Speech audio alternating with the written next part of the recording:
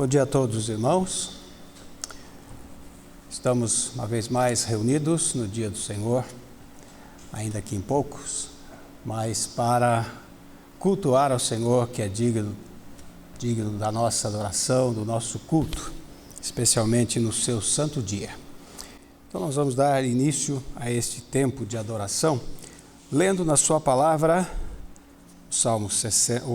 Isaías 64, Isaías capítulo 64, os primeiros 4 versículos.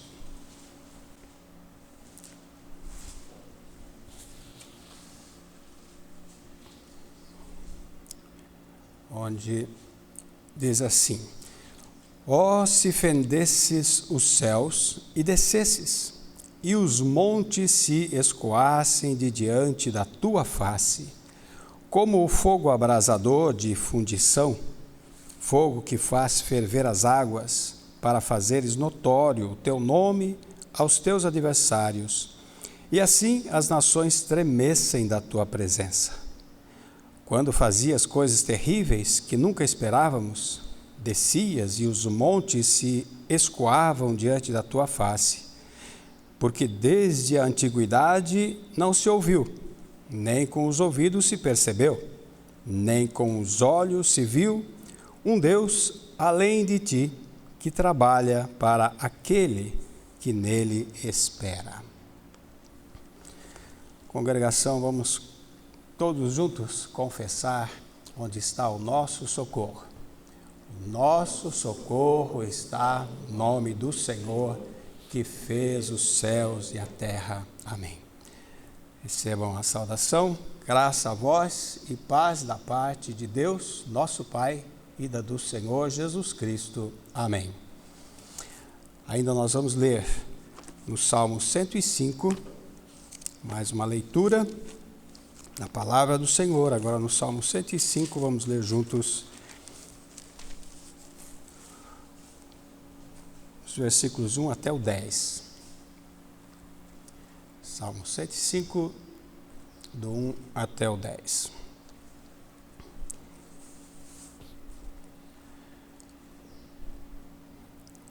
Louvai ao Senhor e invocai o seu nome.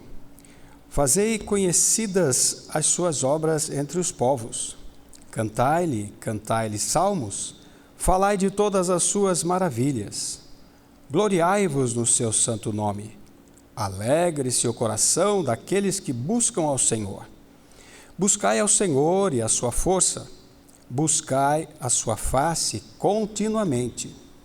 Lembrai-vos das maravilhas que fez, dos seus prodígios e dos juízos da sua boca. Vós, semente de Abraão, seu servo, vós, filhos de Jacó, seus escolhidos. Ele é o Senhor nosso Deus. Os seus juízos estão em toda a terra. Lembrou-se da sua aliança para sempre, da palavra que mandou a milhares de gerações, a qual aliança fez com Abraão e o seu juramento a Isaque, e confirmou o mesmo a Jacó por lei e a Israel por aliança eterna. Nós vamos cantar esse salmo também, Salmo 105.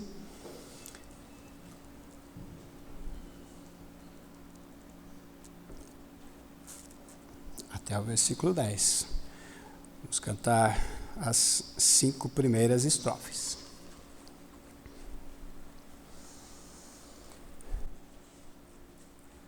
Ó, rendei graças ao Senhor e invocai seu santo nome. Proclamai os seus feitos, entre as nações anunciai. Cantai-lhe salmos e falai das suas maravilhas. Gloriai-vos no seu santo nome. Alegre-se o coração dos que buscam ao Senhor. Buscai Javé e seu poder, buscai a sua presença e a sua face sempre. Lembrai-vos das suas maravilhas e dos prodígios que ele fez. Lembrai-vos dos juízos seus, descendência de Abraão, seu servo, filhos de Jacó, todos os escolhidos seus. Ele é o Senhor, o nosso Deus, os seus juízos manifesta. Lembra da sua aliança, da palavra que empenhou para sempre eternamente, a milhares de gerações. Lembra-se do pacto que fez com o seu servo Abraão, do que a Isaque jurou e a Jacó o confirmou, por estatuto a Israel, por aliança eterna.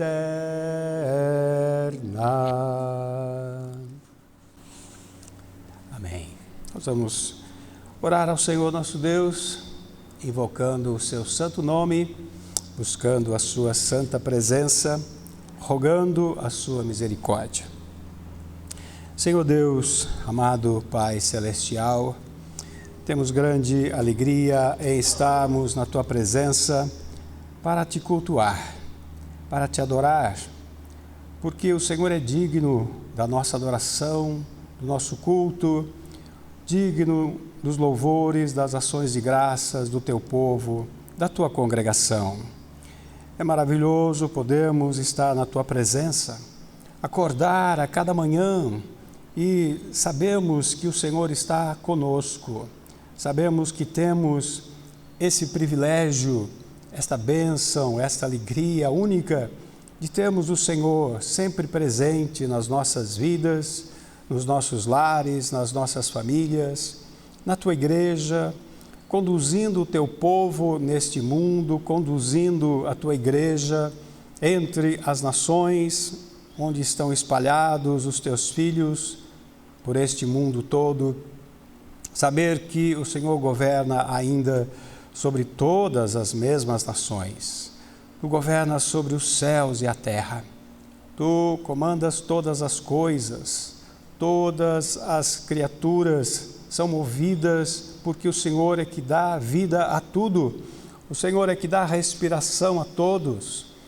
O Senhor move todas as criaturas, toda a criação. Governa sobre todas elas, sobre todas as coisas, sobre tudo, e também conduz toda a criação para o fim que Tu mesmo estabeleceste desde o princípio. Ó Senhor, recebe então o louvor da Tua igreja, recebe o louvor do Teu povo neste Teu santo dia, no dia do Senhor, quando nós sabemos que onde as congregações, os teus filhos podem se congregar nesse dia, e até mesmo onde estão em suas famílias, entre as suas famílias, se reunindo para te adorar, nós sabemos que o Senhor abre ali os céus para receber o louvor, a adoração, o culto solene do qual tu és digno.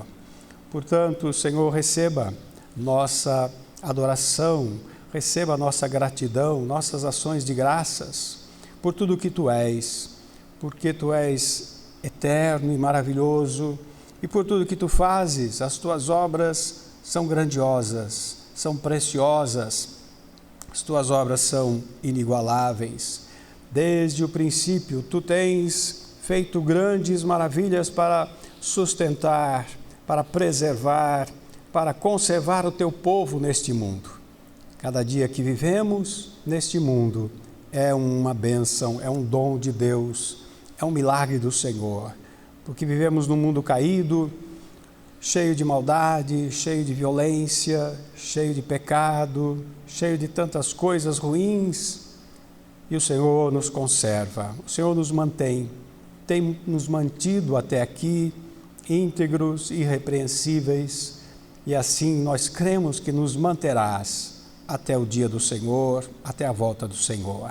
Aceite o nosso culto, aceite a nossa adoração, receba-nos por misericórdia, pela mediação do nosso Senhor e Salvador Jesus Cristo, é que nós te pedimos e te agradecemos.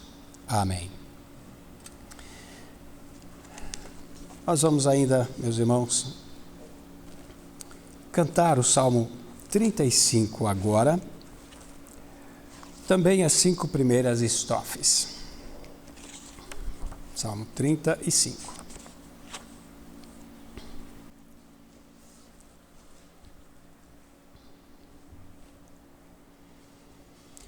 Contende, ó Senhor, por mim. Muitos pelejam contra mim. Defende-me dos que levantam ataque contra minha vida.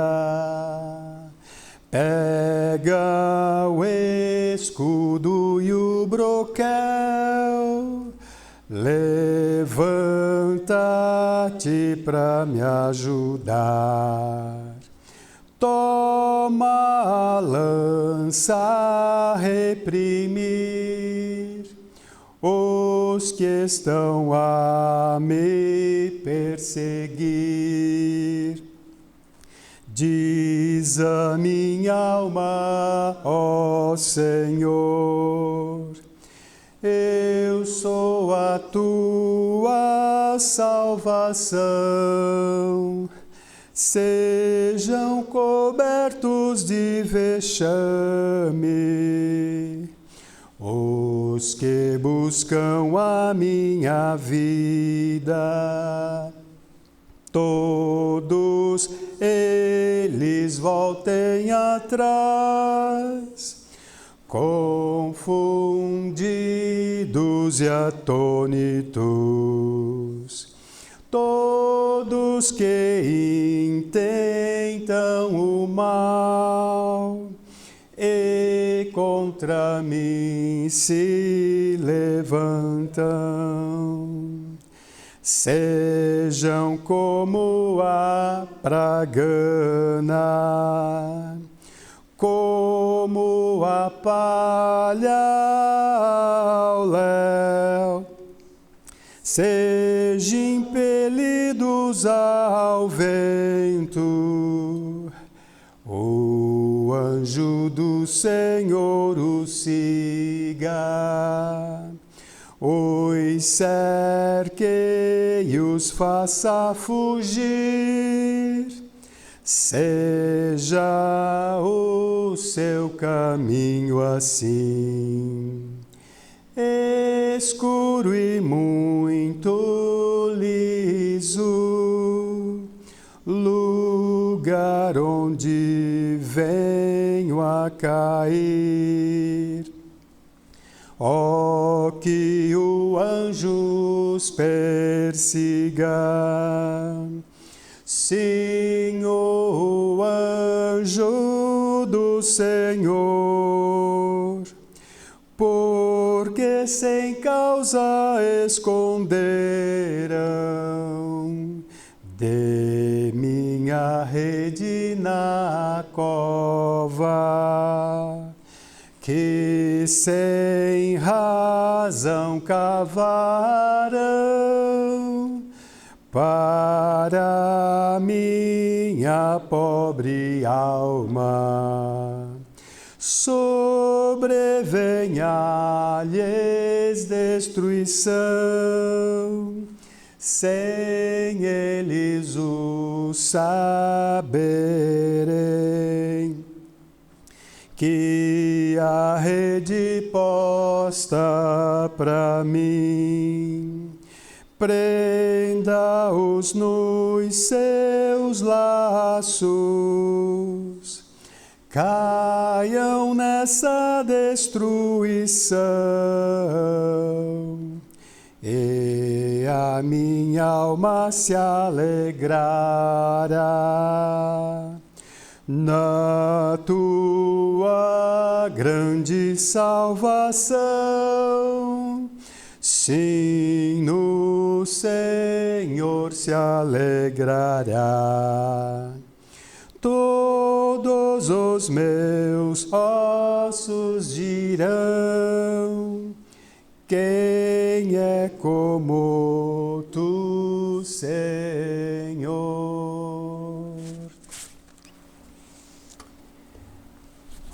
Nós vamos nesse momento fazer a leitura da Santa Lei de Deus. Primeiramente vamos ler os 10 mandamentos no livro de Êxodo, capítulo 20, e depois o seu resumo no Evangelho de Marcos, capítulo 12. Êxodo 20.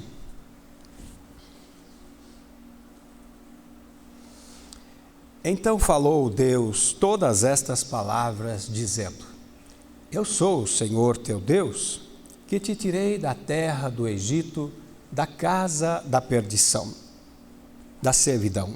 Não terás outros deuses diante de mim. Não farás para ti imagem de escultura, nem alguma semelhança do que há em cima nos céus, nem embaixo na terra, nem nas águas debaixo da terra. Não te encurvarás a elas, nem as servirás, porque eu, o Senhor teu Deus, sou Deus zeloso, que visito a iniquidade dos pais nos filhos, até a 3ª e 4ª geração daqueles que me odeiam. E faço misericórdia a milhares dos que me amam e aos que guardam os meus mandamentos. Não tomarás o nome do Senhor teu Deus em vão, porque o Senhor não terá por inocente o que tomar o seu nome em vão.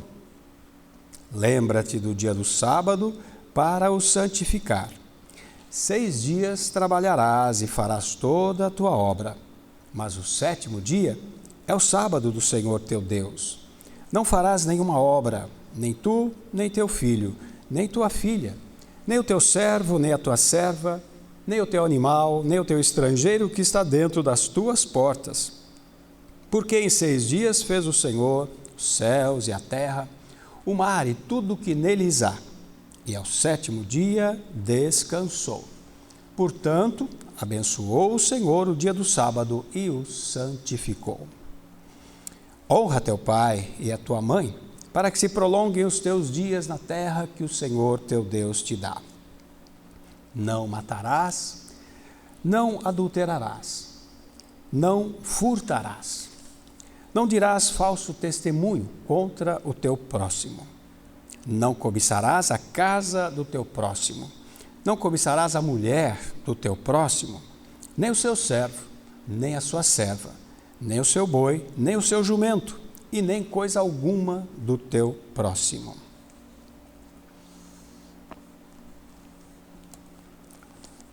Agora em Marcos, no capítulo 12, a partir do versículo 29. o resumo da Santa Lei. E Jesus respondeu-lhe: o primeiro de todos os mandamentos é: ouve, Israel, o Senhor nosso Deus é o único Senhor. Amarás, pois, ao Senhor teu Deus de todo o teu coração, de toda a tua alma, de todo o teu entendimento e de todas as tuas forças. Este é o primeiro mandamento. E o segundo, semelhante a este, é: amarás o teu próximo como a ti mesmo. Não há outro mandamento maior do que estes. Diante da santa lei do Senhor, vamos agora pedir perdão pelos nossos pecados, pelas nossas transgressões e omissões diante da santa lei do Senhor. Oremos. Eterno e soberano Deus, Pai do nosso Senhor e Salvador, Jesus Cristo, nosso bondoso e amantíssimo Pai, que em Jesus Cristo nos adotou como teus filhos. Uma vez mais nós invocamos o teu nome nesta manhã para rogar a tua misericórdia. Nós estamos de fato muito agradecidos por poder fazer isto, porque nós somos gratos ao Senhor por nos ter chamado para pertencer à tua família e para sermos participantes da aliança eterna, a qual foi ratificada pelo sangue do teu Filho, Jesus Cristo.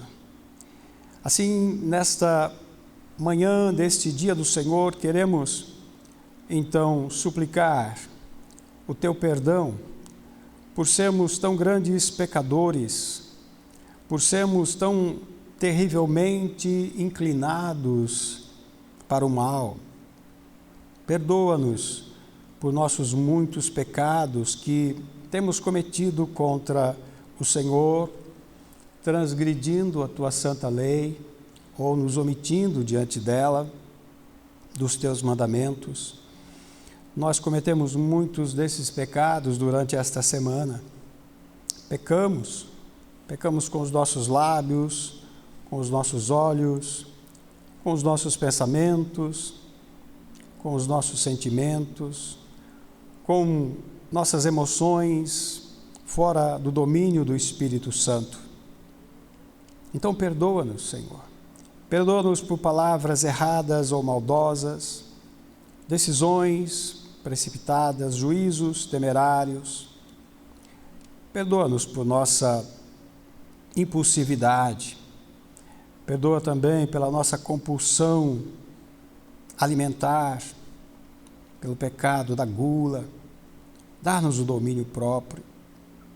Dá que tenhamos equilíbrio, tenhamos bom senso, mansidão, sabedoria, fidelidade. Faze de nós, homens, mulheres, piedosos, sábios, santos, generosos e compassivos, como tu és para conosco. Não permita, Senhor, que o pecado se aloje em nossos corações, que não haja lugar em nossos corações para as coisas deste mundo, as coisas passageiras,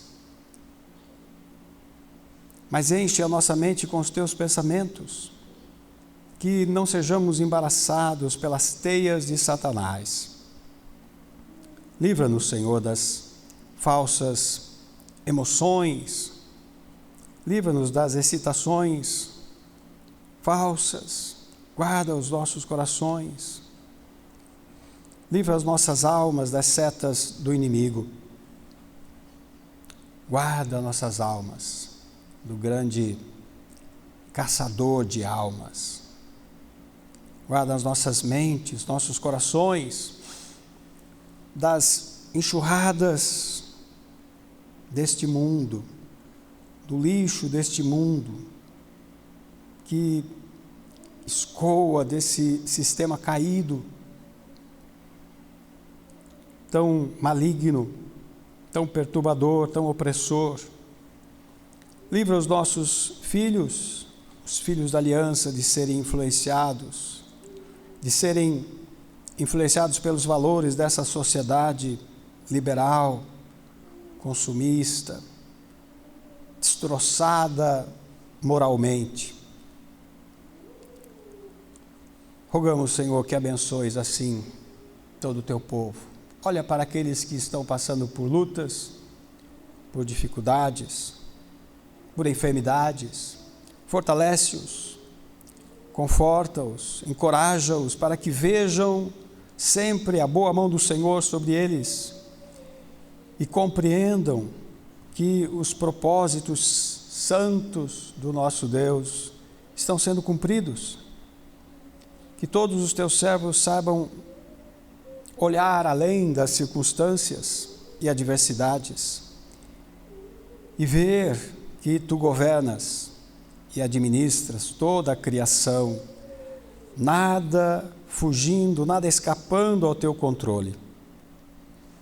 Rogamos que abençoes assim todas as congregações do Senhor, todo o povo do Senhor. Abençoe cada irmão, cada irmã, cada jovem, cada criança. Abençoe os teus ministros. Livra os teus ministros de pregar para agradar os homens. Livra-nos do pragmatismo, do liberalismo teológico, do falso humanismo, da preocupação com o julgamento dos homens. Tem misericórdia. Guarda a tua igreja, guarda o teu povo nesses dias difíceis que vivemos. Livra, Senhor, aqueles que estão no erro, no engano, aqueles que ainda estão no reino dos ídolos e das superstições. Socorre-os, salva-os. Rogamos também pelas nossas autoridades, pelos nossos governantes, desde o mais alto até o menor, que tu os livres da corrupção, da ganância, de fazerem leis injustas, que venham afastar ainda mais o nosso povo da lei do Senhor. Livra-os de sancionar, permitir, incentivar, institucionalizar o pecado. Livra-nos, Senhor, dos homens maus, dos homens perversos, e exalta o teu poder e a tua glória sobre nós. Levanta a tua face sobre nós para nos salvar. Que todas as coisas sejam feitas para a tua glória, que os teus santos propósitos sejam todos cumpridos, os teus decretos sejam cumpridos, e o nome do Senhor seja honrado e glorificado e santificado. Tudo isso nós te pedimos, uma vez mais, no nome do nosso Senhor e Salvador Jesus Cristo, agora e para sempre. Amém. Nós vamos cantar ainda a lei do Senhor, no Salmo 119, a partir do versículo 145.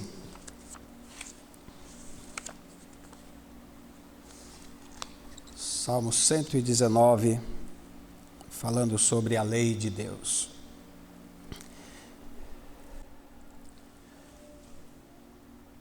Clamei de todo o meu coração, ó Senhor, escuta-me, te peço, e guardarei teus estatutos. A ti eu invoquei, ó, me salva, e guardarei teus testemunhos. Em tua palavra eu confiarei. Antecipei-me à alva da manhã, clamei e esperei na tua palavra. Até a noite acordado fiquei, para meditar na tua palavra. Ouve minha voz e vivifica-me, ó Senhor, segundo teu juízo. Chegam-se a mim os que malvados são, eles afastam-se da tua lei, mas o Senhor está perto de mim. Teus mandamentos são toda a verdade. Quanto aos teus testemunhos, eis que os firmaste para todo sempre.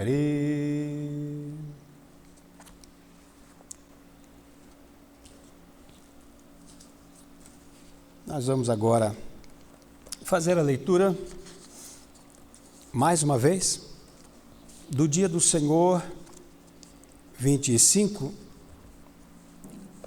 do Catecismo de Heidelberg. O Dia do Senhor 25 desse Catecismo traz 4 perguntas e respostas. Nós vamos ler as perguntas e as respostas. A primeira pergunta, 65, e a sua resposta. Visto que a fé é o que nos torna participantes de Cristo e de todos os seus benefícios, de onde vem essa fé? Vem do Espírito Santo, que a opera em nossos corações pela pregação do Evangelho e a fortalece pelo uso dos sacramentos. Pergunta 66 e a resposta. O que são os sacramentos? Os sacramentos são sinais e selos santos e visíveis. Foram instituídos por Deus para que, pelo uso deles, pudesse, o mais claramente possível, nos declarar e selar a promessa do Evangelho. E esta é a promessa, que Deus nos concede graciosamente perdão de pecados e vida eterna por causa do único sacrifício de Cristo na cruz. Pergunta 67 e a resposta. Então, tanto a palavra quanto os sacramentos têm por objetivo direcionar a nossa fé para o sacrifício de Jesus Cristo na cruz como a única base para a nossa salvação? O Espírito Santo nos ensina no Evangelho e nos garante pelos sacramentos que toda a nossa salvação baseia-se no único sacrifício de Cristo na cruz.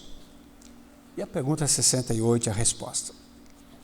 Quantos sacramentos Cristo instituiu na nova aliança? 2. O Santo Batismo e a Santa Ceia.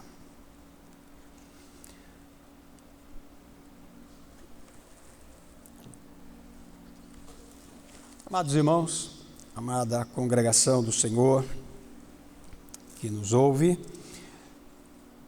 nós já havíamos começado a falar sobre o Dia do Senhor 25, sobre a fé especialmente.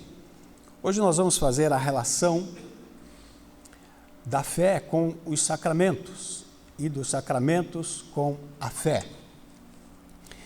Falando, sobre a fé dos eleitos, como nós vimos falando, que é um dom de Deus, dado ao seu povo. Então queremos falar um pouco dessa relação entre os dois. Os sacramentos que fortalecem a fé, mas também eles devem ser recebidos por fé. Então vamos ver esta relação entre os sacramentos e a fé e os sacramentos. O Catecismo de Heidelberg diz que a fé é dom do Espírito Santo e fortalecida pelos sacramentos. É isso que a Bíblia diz. O Catecismo nada mais faz do que nos levar para a palavra de Deus, para o que a palavra, o que a doutrina diz. Então, vamos continuar, né, nessa explicação, nessa exposição, afirmando que tudo que na vida cristã deve ser recebido por fé, desfrutado por fé, vivido por fé. Então, os sacramentos, como diz a palavra e o catecismo, que eles fortalecem a fé, eles também devem ser recebidos por fé, porque tudo na vida cristã deve ser por fé. O que são os sacramentos? Os sacramentos são os sinais ou selos visíveis da aliança, da redenção, do plano de redenção. Eles são sinais que nos lembram de tudo que Deus fez por nós para nos salvar, através de Jesus Cristo. Nós temos a água, que nos lembra o Espírito Santo, o pão, que nos lembra o corpo de Cristo, o vinho, que nos lembra o sangue de Cristo. Com esses elementos, o Senhor Jesus instituiu os sacramentos. Aliás, esses são os únicos elementos físicos que Ele deixou para nós na nova aliança. Os únicos elementos físicos que Ele ordenou, autorizou: água, o pão e o vinho. Não óleo, nem incenso, nem velas, nem cinzas, nada disso. Os únicos elementos físicos são estes. E com esses elementos físicos ele instituiu os sacramentos. Então esses sacramentos são marcas visíveis, exteriores, que representam a obra interior realizada pelo Espírito Santo em nós. No Antigo Testamento, os sacramentos eram a circuncisão e a Páscoa, os sinais da aliança, os principais sinais da aliança, que foram transformados no batismo e na ceia. A circuncisão, antigamente, na igreja do Antigo Testamento, era um dos selos, então. Cada criança do sexo masculino deveria ser circuncidada ao 8º dia de vida. E apenas os meninos, obviamente, recebiam este sinal, e as mulheres estavam representadas neles. Aquela era a marca exterior, visível da aliança de Deus, que garantia as suas promessas.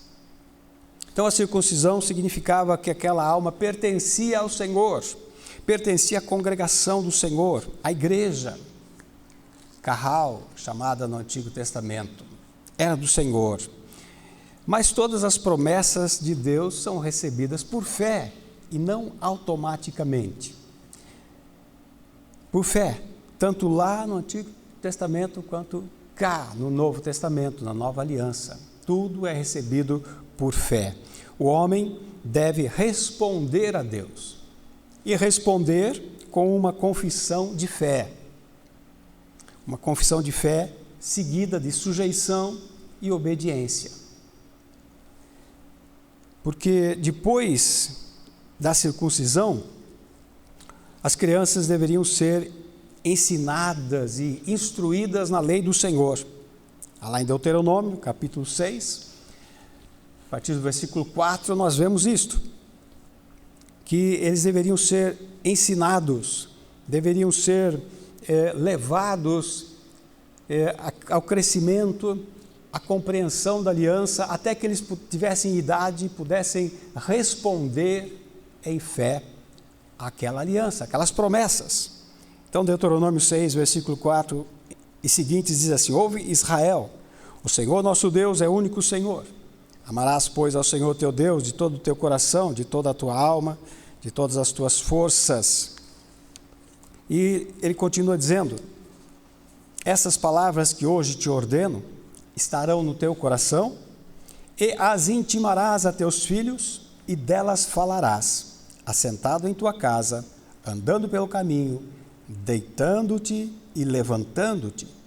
Também as atarás por sinal na tua mão e te serão por testeiras entre os teus olhos, e as escreverás nos umbrais de tua casa e nas tuas portas. O que significava o selo da circuncisão, aquele selo do Antigo Testamento? Porque eles significam a mesma coisa no Novo Testamento, o batismo. Mas aquele selo significava, era a confirmação de que aquela alma pertencia a Deus e a sua congregação. Era a marca que todos tinham, não é? Todas as almas da congregação, eles pertenciam ao Senhor. Aquela vida estava debaixo das promessas, de todas as promessas da aliança, especialmente da revelação de Deus e do seu plano de redenção através do mediador, Jesus Cristo, que viria. Porque Deus não se revela a todo mundo, nem no Antigo Testamento e nem no Novo Testamento. Ele escolhe a quem ele deve ou a quem ele quer revelar-se. O Senhor Jesus disse isso no Evangelho de Mateus, capítulo 11, versículo 27.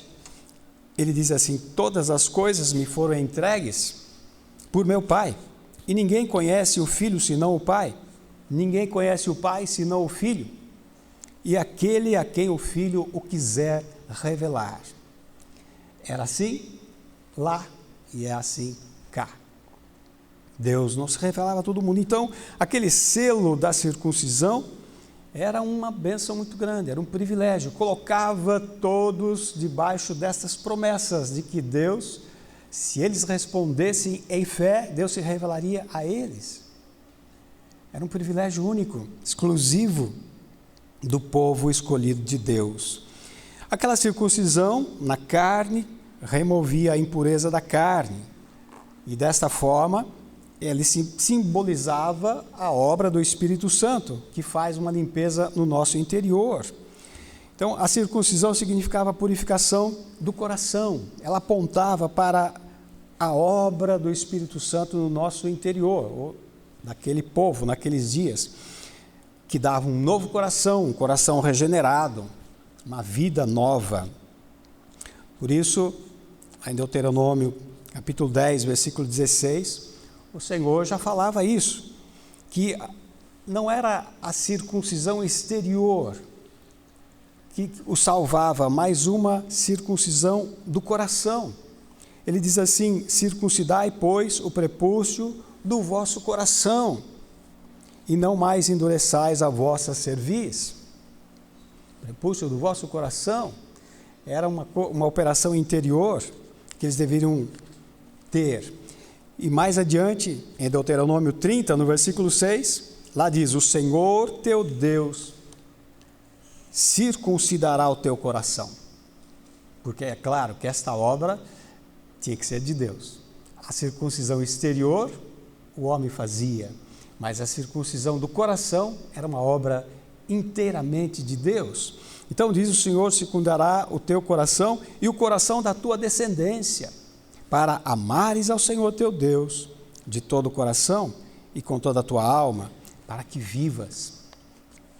Então aquela alma circuncidada, aquela pessoa circuncidada e aquelas que eles representavam, estava agora sob a promessa da salvação, da união com o mediador, da união com o Messias, da união com o próprio Filho de Deus que viria.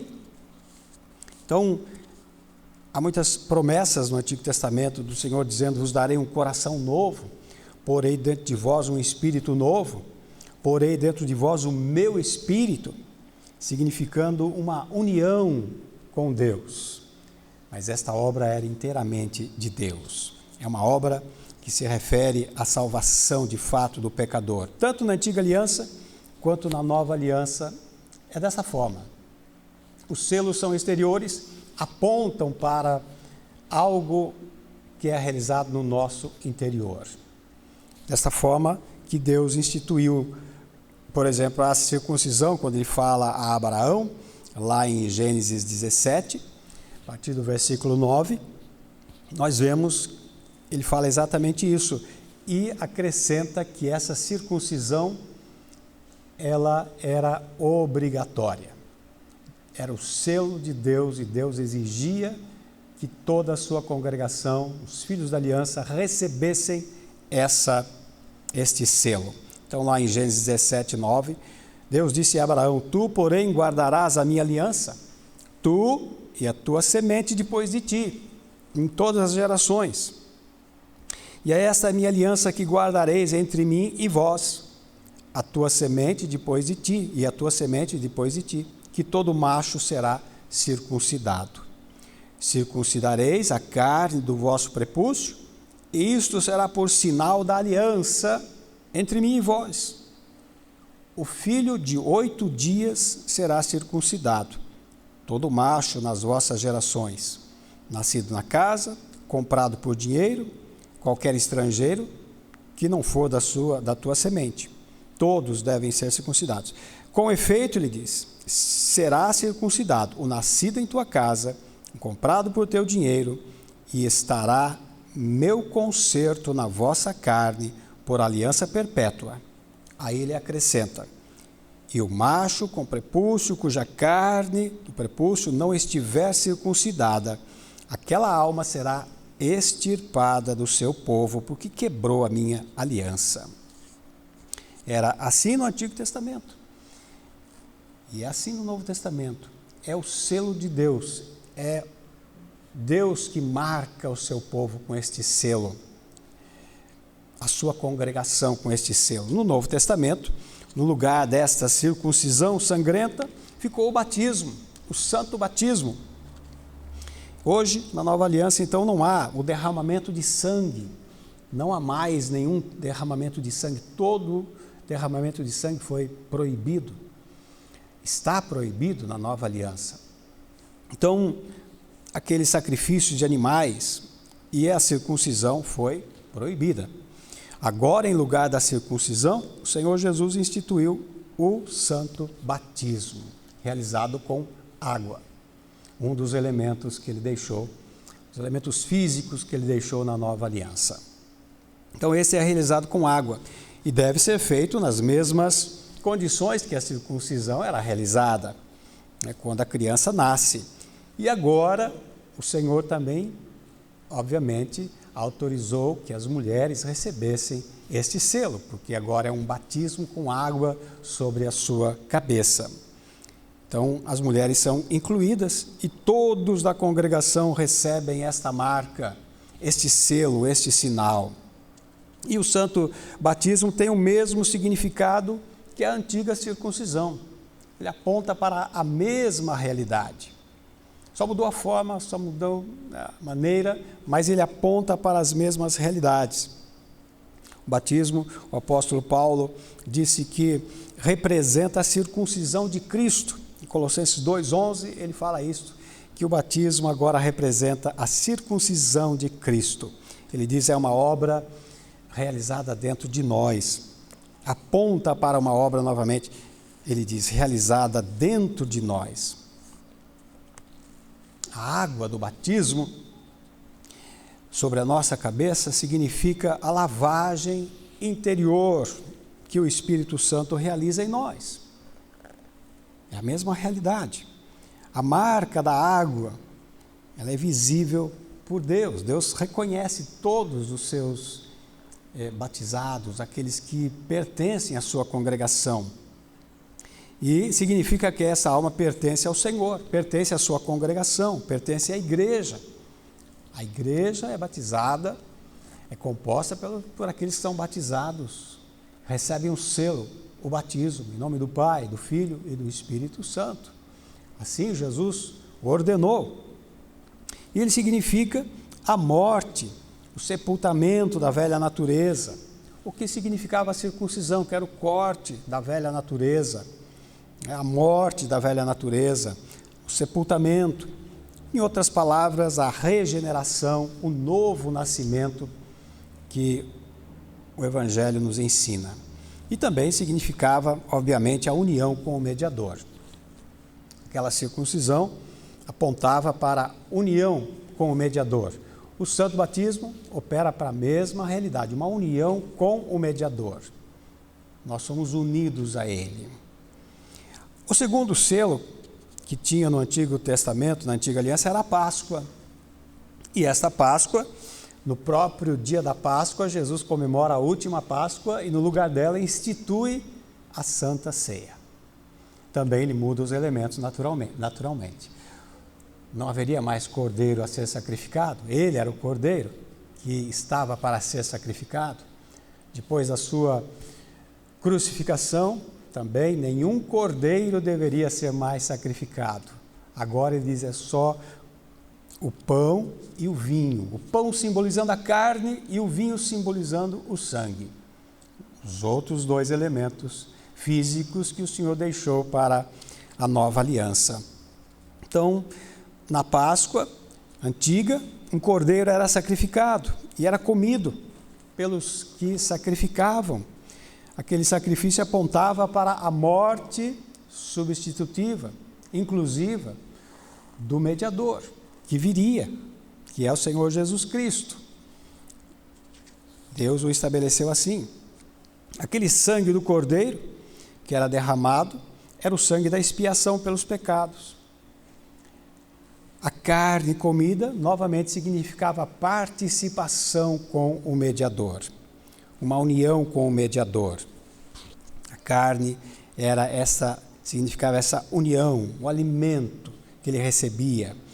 Por isso Jesus disse isso, se não comerdes a minha carne, não beberdes o meu sangue, não tereis vida em vós mesmos. Mas ele estava dizendo de uma maneira espiritual, obviamente, não é?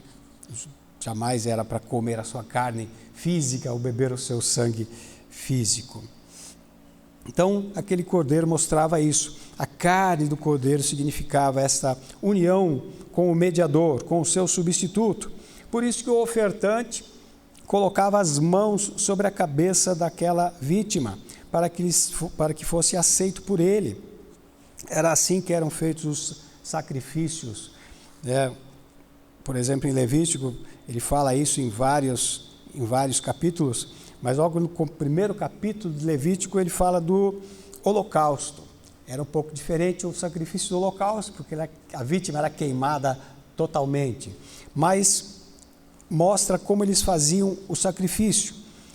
A palavra de Deus diz que eles punham as mãos sobre a cabeça daquela vítima do holocausto e diz lá, para que seja aceito por ele, para a sua expiação.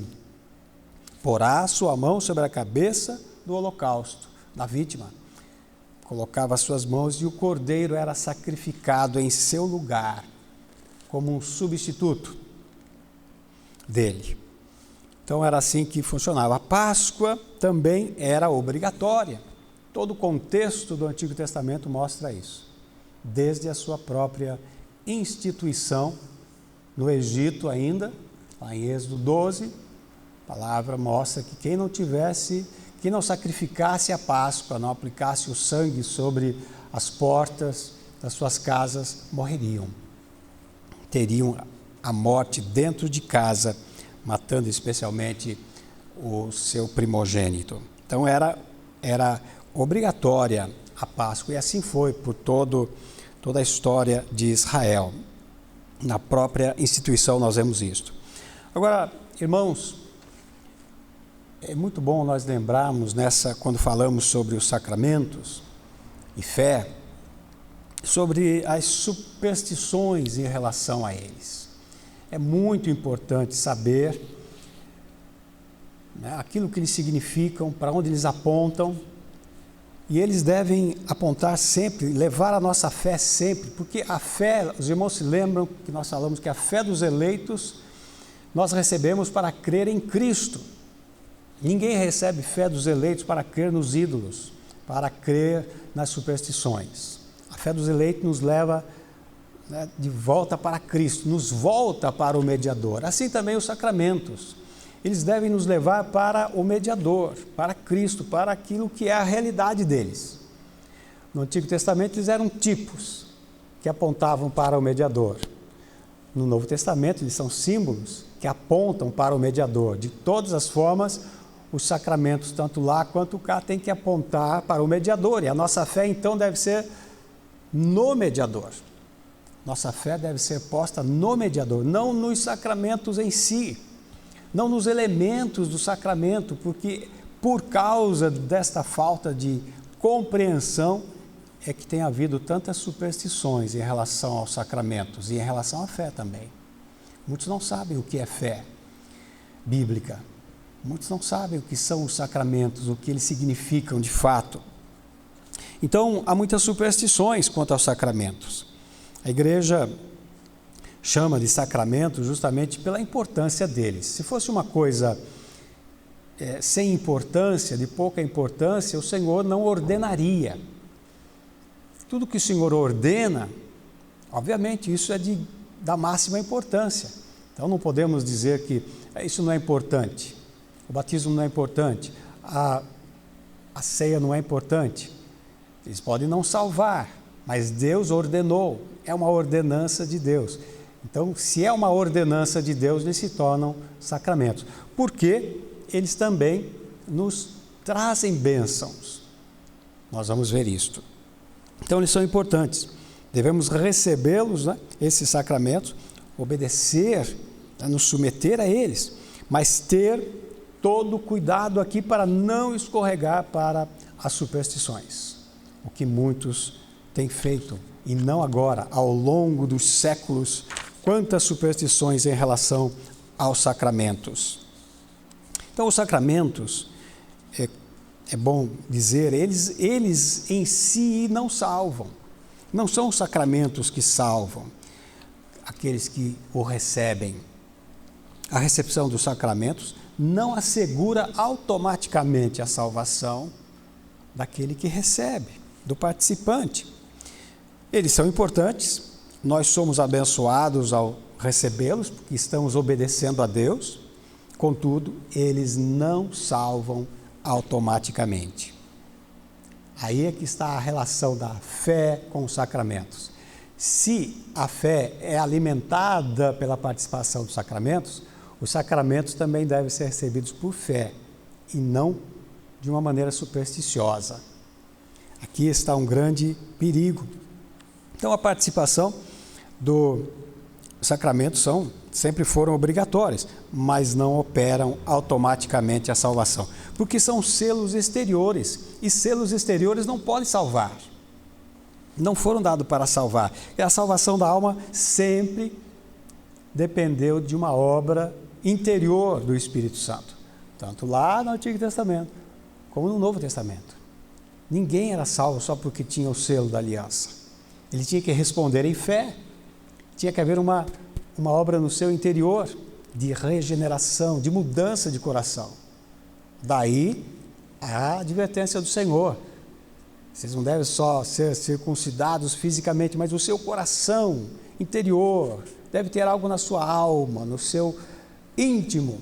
E isso só Deus podia fazer. Por isso que ele disse: eu circuncidarei o prepúcio do vosso coração e da vossa descendência, para que vocês me amem de fato. Era uma obra assim que Deus fazia, e é assim, continua sendo assim. No Antigo Testamento, eles recebiam os sacramentos, recebiam o selo, primeiramente, da aliança, e depois, aquela criança, especialmente o menino, ele era criado, ensinado, educado na aliança, e era ensinado que ele tinha que responder em fé àquela aliança, significada naquele selo, por aquele selo. E geralmente aos 12 anos eles já eram incluídos no templo, na adoração, no culto, eles então respondiam em fé àquela aliança. Esperava-se, não é, que ele respondesse em fé e obediência à aliança de Deus com entendimento. Então aqui, meus irmãos, pode haver um engano terrível nessa situação dos sacramentos. É um grave erro e engano supor que esses selos exteriores asseguram a salvação. Eles colocam os receptores debaixo das bênçãos, debaixo das promessas, debaixo da aliança. mas não assegura a sua salvação. Ele tem que responder a esta aliança crendo em Deus, confiando em Deus, obedecendo a Deus e amando a Deus. Tinha que ser assim lá, tem que ser aqui também, na nossa realidade. Então, e estar debaixo das promessas da aliança, isso é uma bênção muito grande, porque Deus não coloca toda a humanidade debaixo das bênçãos da aliança, ou debaixo das promessas da aliança. Somente a sua congregação, o seu povo, aqueles a quem Ele chama. Quantos milhões de pessoas que existem neste mundo, bilhões de pessoas que não sabem nada a respeito do verdadeiro Deus, nunca foram chamadas, não recebem esse sinal da aliança, então nem estão mesmo debaixo das promessas da aliança, não tem o selo da aliança, né? Não que Deus não possa operar na vida deles, obviamente que sim, Deus não está limitado a nada, restringido a nada, Ele opera como Ele quer, mas essas são as suas determinações para a sua igreja, para a sua congregação, para o seu povo. Lá em Israel, quando alguém, no Antigo Testamento, quando alguém vinha e queria pertencer à congregação de Israel, deveria se submeter ao sacramento. Tinham que ser circuncidados e tinham que participar do culto, da Páscoa, tinham que fazer aquilo que o povo escolhido fazia. Então muitos supõem que porque participam exteriormente dos sacramentos já têm assegurado a sua salvação. Isso é um erro. Muitos supõem que quando comem do pão, por exemplo, Cristo entra para dentro deles e eles estão seguros. Isso é uma superstição. Não era assim. Ele apontava para uma realidade espiritual lá e aponta para uma realidade espiritual aqui, no Novo Testamento. Mas não significava que aqueles irmãos que comiam o cordeiro da Páscoa estavam comendo a carne do mediador. Obviamente que não. Ele nem tinha vindo ainda, ele nem tinha se encarnado ainda. Mas no Novo Testamento é a mesma coisa. Quando Jesus disse do pão, isto é o meu corpo, ele não tirou um pedaço do corpo dele, da carne dele, era pão. Este pão é o meu corpo, significa o meu corpo, é o símbolo do meu corpo. O sangue também, ele não tirou o sangue dele para colocar num copo para alguém beber, obviamente que não.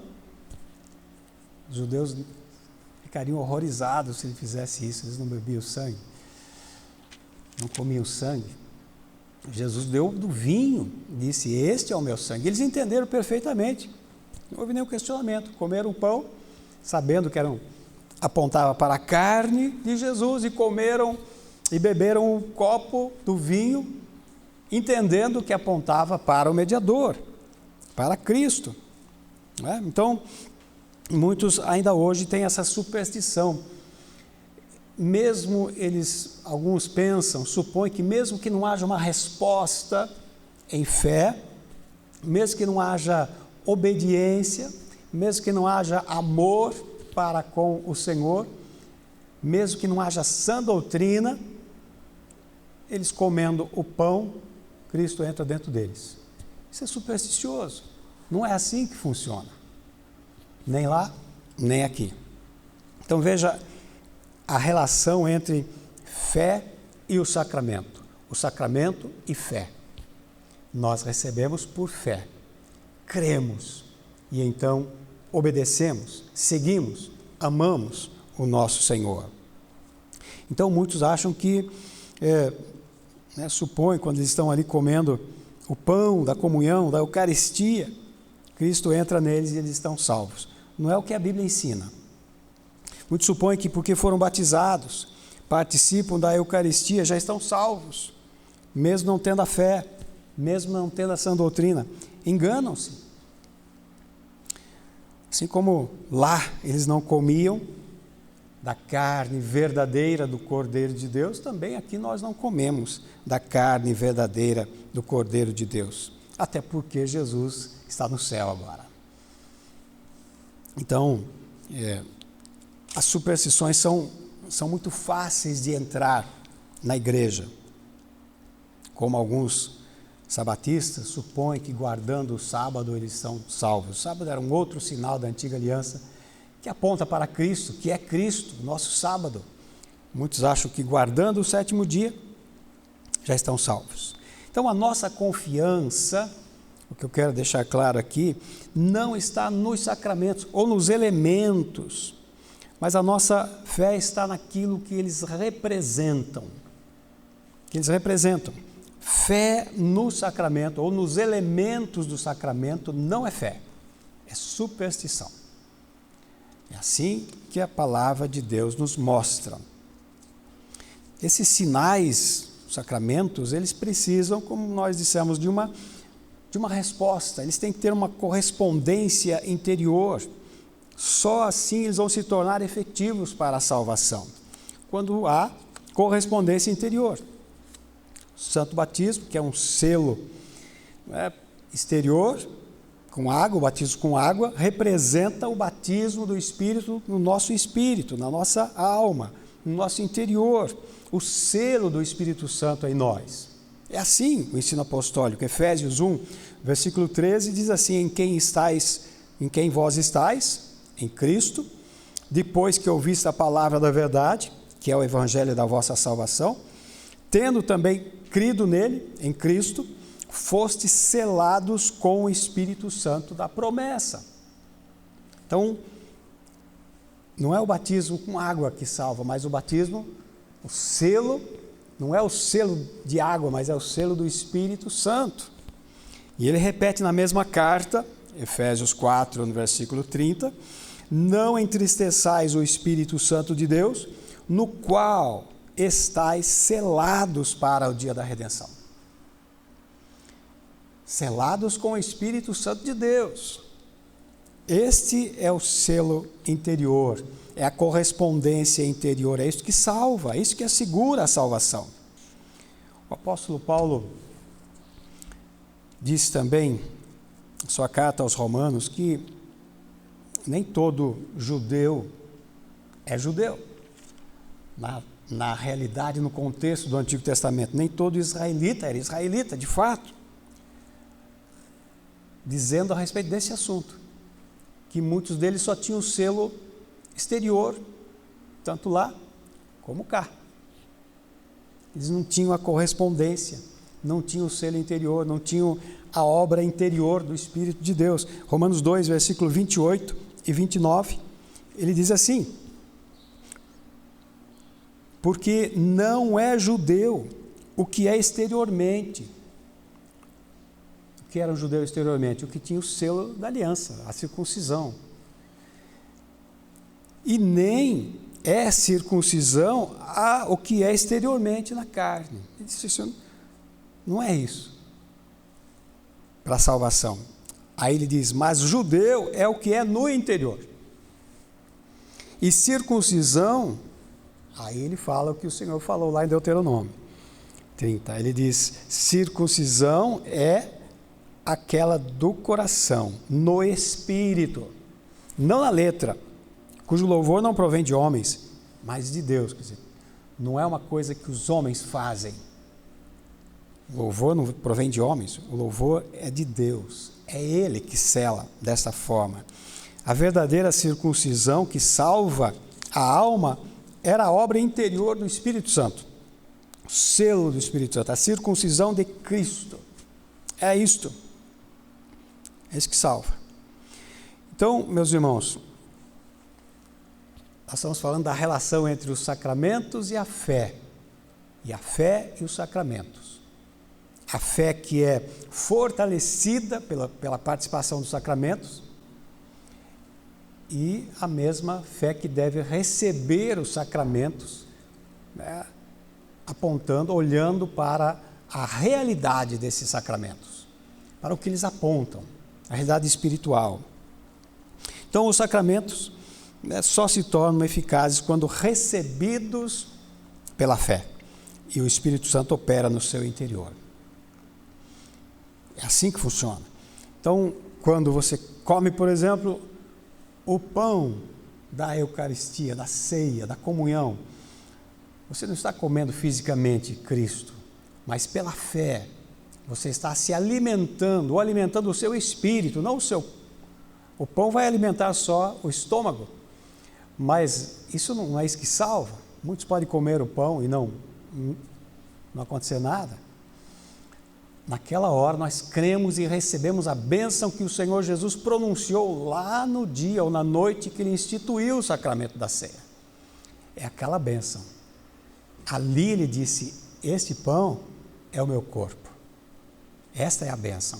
Então, aquele sacramento que nós comemos na nossa boca, estamos também alimentando a nossa alma pela fé, o nosso espírito pela fé no mediador.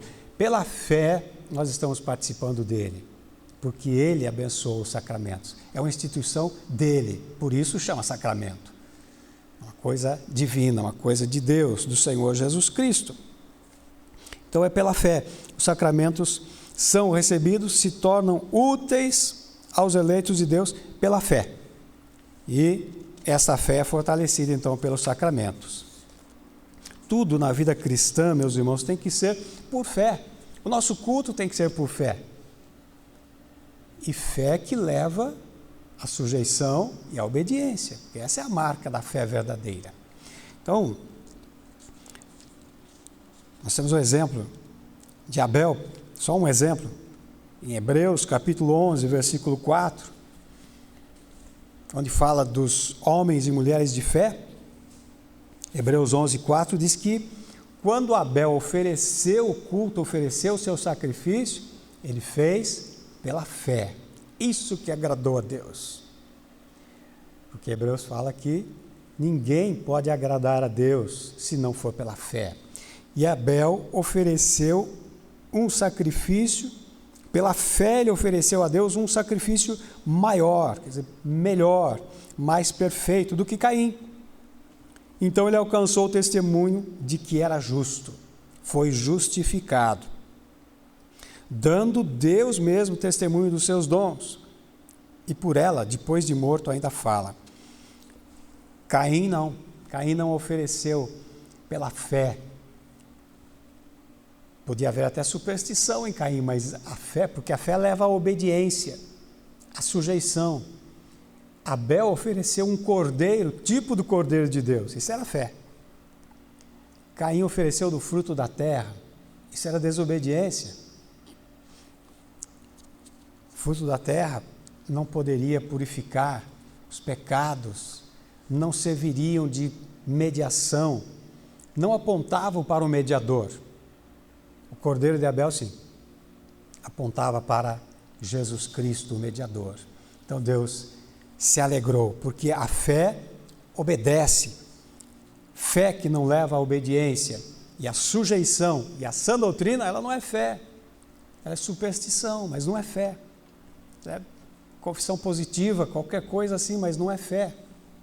A fé de Abel o levou a oferecer um sacrifício perfeito e agradável a Deus. Tanto ele quanto o seu irmão foram instruídos com respeito ao culto a Deus. Foram instruídos quanto aos sacrifícios que deveriam trazer para Deus, para o altar de Deus. Ambos foram instruídos assim, só que um respondeu em fé, outro não. O outro disse, qual a diferença? Ele não tinha entendido nada. Qual a diferença? Vou oferecer esse culto assim. Porque faltava obediência, faltava prestar atenção na palavra de Deus. Era o cordeiro que tinha que ser trazido. Se ele não era criador de cordeiros, devia comprar um do seu irmão, mas trazer um cordeiro, que tipificava Cristo. Então, a fé de Caim era falsa, era supersticiosa. Ele não observava o mandamento, não obedecia às orientações de Deus sobre os sacrifícios. Então, Abel foi justificado pela fé, porque a fé verdadeira obedece à prescrição de Deus, se submete à lei de Deus, segue a doutrina, o ensino de Deus. Então, ele foi justificado. Então, para encerrarmos, meus irmãos, Paulo disse, nem todo judeu era judeu. Muitos tinham os selos, as marcas da aliança, apenas por fora. E muitos cristãos de muitos cristãos podemos dizer o mesmo. Isso nas palavras do apóstolo Paulo. Dizer que muitos têm os selos exteriores. Tem o batismo, muitos participam recebem o batismo, participam da Eucaristia, da comunhão, mas não tem mais nada no seu interior. Não tem a fé verdadeira, não obedecem, não seguem, não têm essa doutrina, não amam a Deus, não amam os mandamentos de Deus, não amam a palavra de Deus. Então são falsos, são enganados. Falsos cristãos. E quem supuser que não existe falso cristão, vamos ao apóstolo Paulo de novo. Segundo aos Coríntios 11, versículo 26, ele diz assim, que ele esteve em perigos de muitas viagens, perigos de rios, perigos de salteadores, perigos da minha nação, dos seus compatriotas, perigo dos gentios, perigos na cidade, no deserto, perigos no mar, e diz, em perigos entre falsos irmãos. Ele diz que ele passou por muitos perigos, e um desses grandes e terríveis perigos eram falsos cristãos.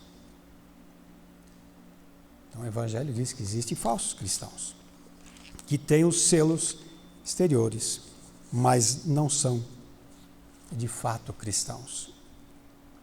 Como Deus disse através de Ezequiel, ou disse a Ezequiel, eles vêm a ti, como o povo costuma vir, se assentam diante de ti como o meu povo, ouvem as tuas palavras, mas não as põem por prática. Lisonjeiam com a boca, mas o seu coração segue a avareza. Não é um coração circuncidado. Ezequiel 33, versículo 31. Eles confessam que conhecem a Deus, mas o negam com as suas obras, sendo assim abomináveis, sendo assim desobedientes, que não tem a fé que obedece, e são reprovados por toda a boa obra.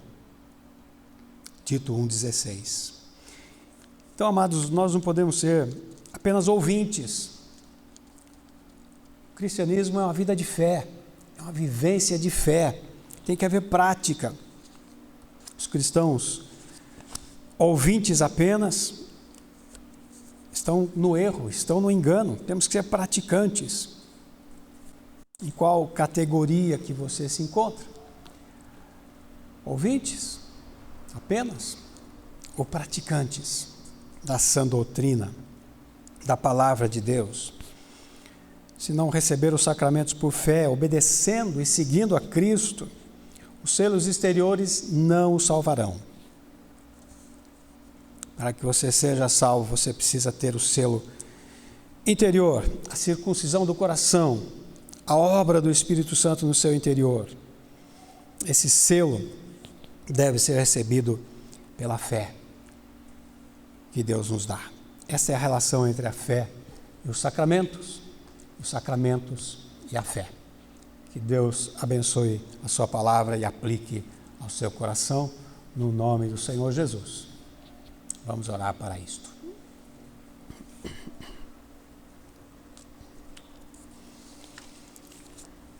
Senhor Deus, amado Pai, te damos graças pela tua palavra, pela tua doutrina, pelo teu ensino. Damos graças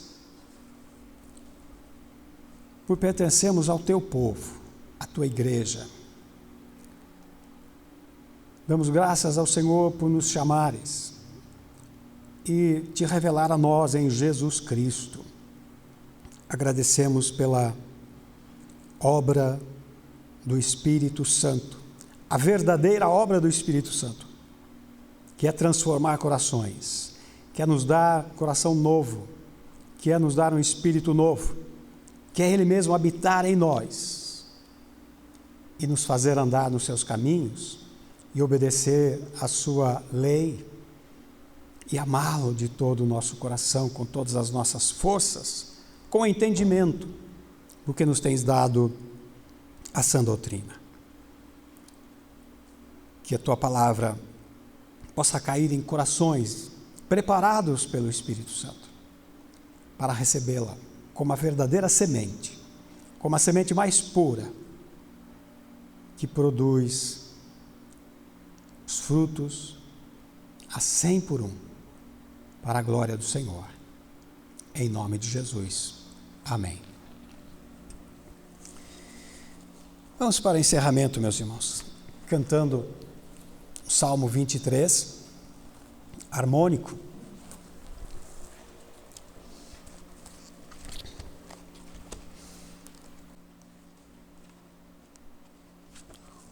Meu pastor é o bom Jesus.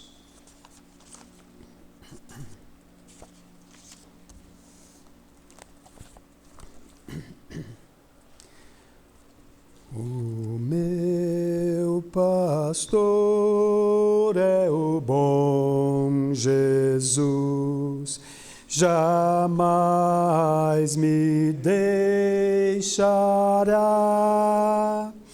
As águas calmas me conduz e me protegerá.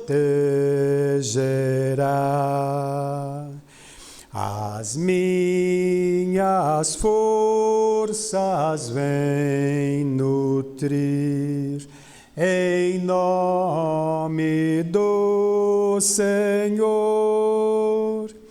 E o meu caminho dirigir por onde quer que for. Se por escuro vale andar, não temerei o mal. Com seu cajado a me guiar, prossigo até o final. Banquete farto para mim, vem ele preparar. E os inimigos meus assim me podem observar. Com honras vem me receber, sou convidado seu. Completamente vem encher o copo que me deu. A compaixão certo eu terei do meu fiel pastor, e eternamente habitarei na casa do Senhor. Vamos encerrar com esta oração e a bênção final, em nome do Senhor Jesus. Oremos. Amado Deus, amado Pai Celestial, uma vez mais, nos dirigimos a Ti com o nosso coração na Tua presença, abrindo o nosso coração, confessando que a nossa fé está em Ti, confessando que a nossa fé está na Tua aliança, nas Tuas promessas, porque Tu és fiel, que a nossa fé está no nosso mediador, nosso Senhor e Salvador Jesus Cristo, Teu amado Filho, Teu unigênito, o qual foi sacrificado por nós. Com seu selo ratificou todas as promessas benditas da aliança eterna, pela qual nós estamos assegurados. Que a bondade do Senhor nos leve a crescer na graça e no conhecimento de Ti,